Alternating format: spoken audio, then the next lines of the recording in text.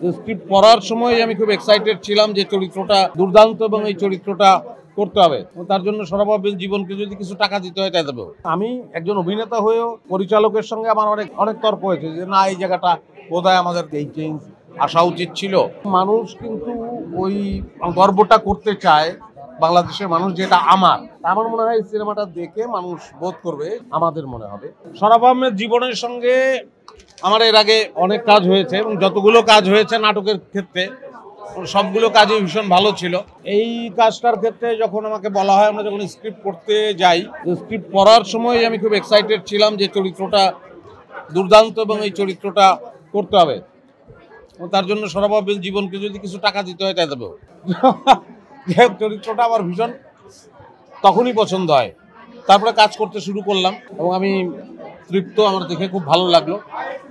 আর আমাদের কলাকুশলী যারা ছিল এবং আমরা যারা সবাই একসঙ্গে অভিনয় করেছি, প্রত্যেকের অভিনয়ই ভীষণ ঠিকঠাক ছিল, খুব ঠিকঠাক ছিল এবং সবাই অসাধারণ করেছে। এবং এই সিনেমাটা দেখে অনেকটাই আমাদের সিনেমাই মনে হয়েছে, যে আমরা আমাদের মতো করে এটা রহস্য গল্প দর্শক খুব উপভোগ করবে।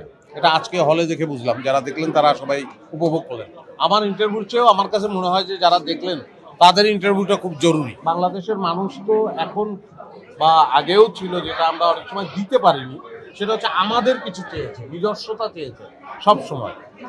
এবং মানুষ কিন্তু ওই গর্বটা করতে চায়, বাংলাদেশের মানুষ, যেটা আমার মনে হয় এই সিনেমাটা দেখে মানুষ বোধ করবে যে এই সিনেমার বানানোর ধরন, এই সিনেমার অভিনয়ের ধরন, এই সিনেমার গল্প, এটাকে আমাদের মনে হবে। আমি একজন অভিনেতা হয়েও পরিচালকের সঙ্গে আমার অনেক বাহাস হয়েছে, অনেক তর্ক হয়েছে যে না, এই জায়গাটা বোধহয় আমাদের, আমরা পরস্পরকে দাদু বলি, দাদু মনে হয় এই জায়গাটা এই হওয়া উচিত, এই চেঞ্জ আসা উচিত ছিল, বা এই জায়গাটা অন্য জায়গায় করতে পারতাম। কিন্তু ফাইনালি আমি এসে যখন দেখলাম, যেই ভাবনাগুলো আমার মাথার মধ্যে ছিল, সেই ভাবনাগুলো এখন আর আমার মাথায় নাই। যেগুলোকে আমার আগে মনে হয়েছিল যে এই ত্রুটি, এটাকে আর একটু ঠিক করা দরকার, এখানে যে আমি সিনেমাটা দেখে আই এম হ্যাপি।